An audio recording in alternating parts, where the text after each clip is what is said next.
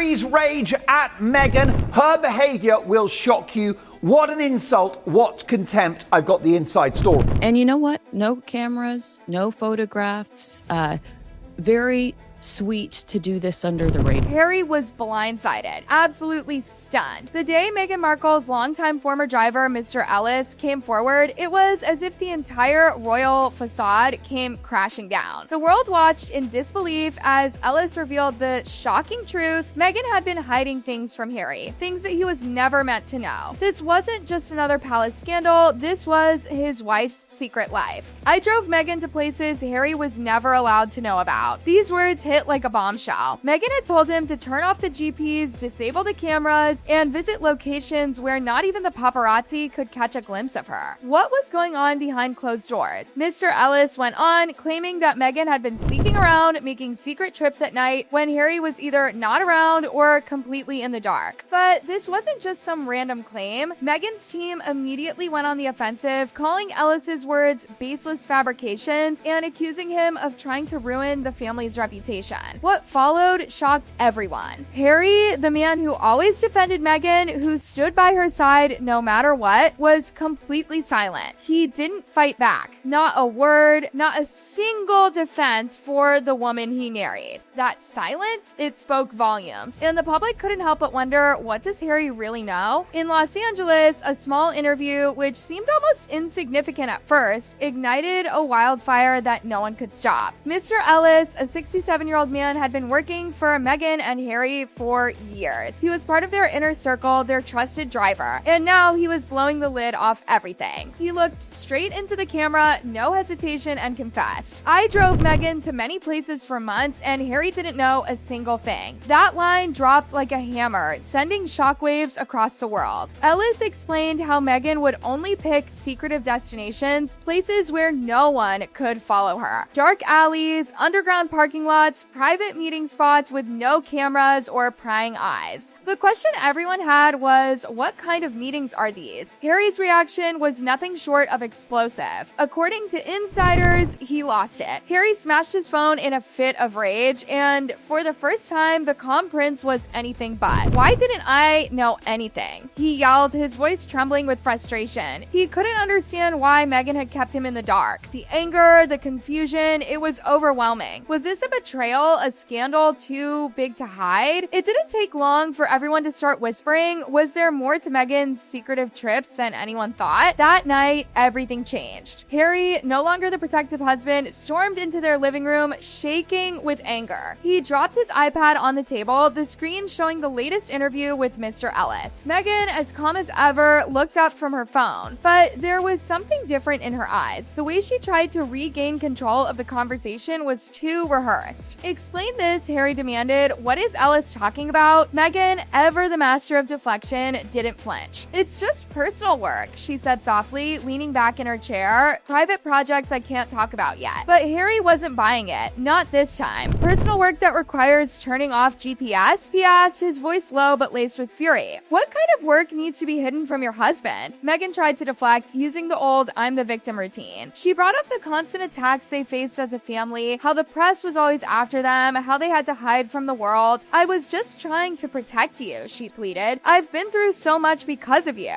Don't you see that?" Harry, torn between suspicion and guilt, hesitated. But his eyes told a different story. His patience, once unshakable, was now wearing thin. So that night, while Meghan took a walk to clear her head, Harry sat in his office staring at the evidence. He compared her official schedule with the GPS data from the car, the bodyguard reports, and security footage. What he found? Gaps. Huge gaps. Scheduled meetings that didn't match up, times when she wasn't available, but the car was seen leaving the house. His stomach dropped as the puzzle pieces began to fit together in ways he never expected. Meghan had been lying, or at the very least, hiding something. And that's when Harry made a decision. He hired a private investigator. But not to confront Meghan just yet. No, this was for something much darker. Was she having an affair? That was the burning question. The rumors swirled quickly. quickly after. If Meghan had been sneaking around at night, meeting with people Harry knew nothing about, then what else was going on? The whispers grew louder by the minute. Reports of strange sightings around the Sussex's mansion began to surface. A woman in Montecito said she had seen a black SUV parked outside their house late at night. Meghan, dressed in black, always looking over her shoulder, sneaking off into the shadows. Was this a sign of a secret life Harry didn't know about, or was it something even worse? Then came the photo, a grainy, blurry shot taken from an underground garage. Meghan looking like a shadow of her former self, her face hidden beneath a hoodie and a mask. Two men stood in front of her, their faces cold and emotionless. She took a package from them, quick, decisive, like it was all planned. It didn't look like an affair, it looked like a business transaction, a deal. When Harry saw that photo, his world turned upside down. He sat frozen in his office, his hands shaking. Meghan, ever the master of control, tried to explain it away. "It's just fan gifts," she said, a smile on her face, but Harry wasn't buying it. "Fan gifts from men in black?" he replied, disbelief thick in his voice. The more she tried to cover it up, the more it felt like the truth was slipping away. It wasn't long before more details surfaced. The men in the photo, they were connected to shell companies that laundered money, hid deals, and erased tracks. The money flowing through Meghan's accounts didn't make sense. Where was it coming from? And why was she so desperate to cover it all up? Meghan, of course, didn't remain silent for long. As the rumors spread, she went on the offensive. "This is all part of a smear campaign against me," she declared in a public statement. But Harry didn't defend her. He didn't stand by her side like he used to. He didn't even react to her words. His silence was deafening. And the world couldn't help but wonder, was he finally seeing the truth? The story continued to spiral out of control. One by one, former friends, acquaintances, and insiders began to speak out. They all had one thing in common. They said Meghan was hiding something huge, something Harry didn't know. The cracks in their marriage were growing wider by the day. But just as the storm seemed to reach its peak, Mr. Ellis, the man who had started it all, vanished. Gone. No trace, no sign of where he went or who took him. He was there one moment telling the truth and then nothing.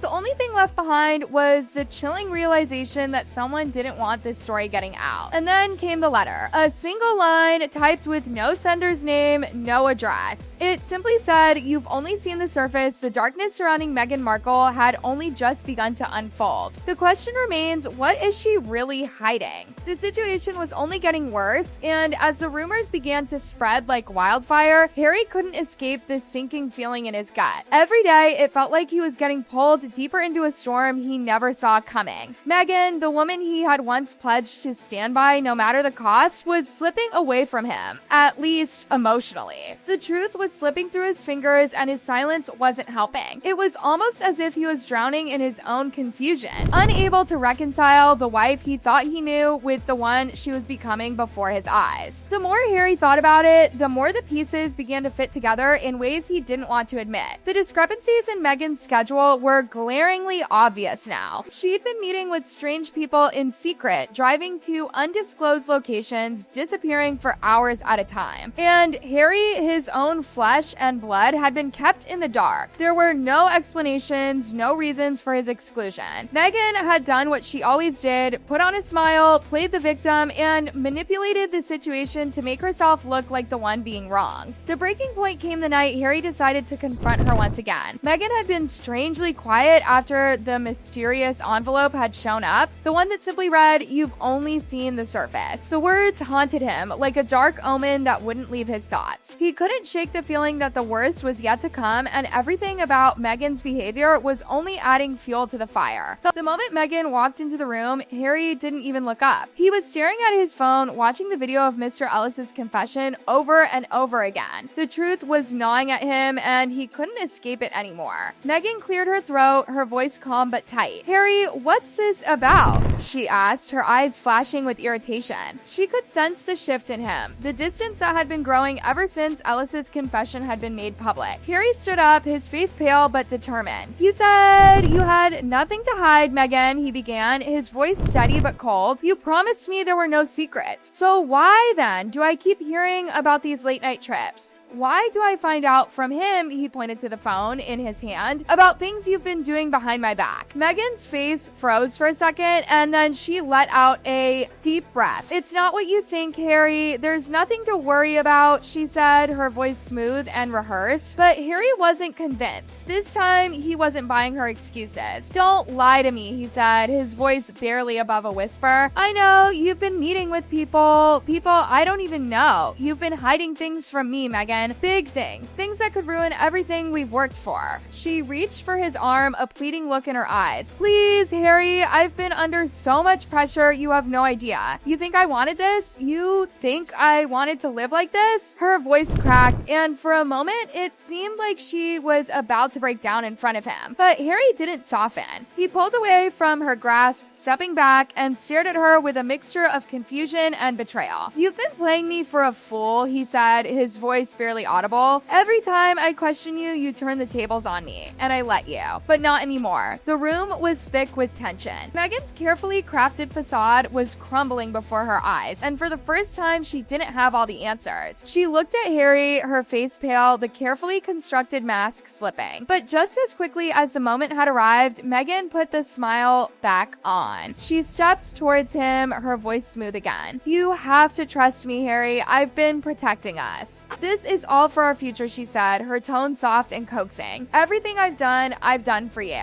But Harry wasn't listening anymore. The cracks in their marriage were too wide, too deep to ignore. The words he had feared for so long were finally taking shape in his mind. This isn't what I thought it was. The life he had built, the woman he had married, everything was slipping through his fingers. And as the night drew to a close, Harry's mind raced with a single thought. How much of this was real? How much of it was a lie? And more terrifying than that, was he even sure he knew who Meghan truly was anymore?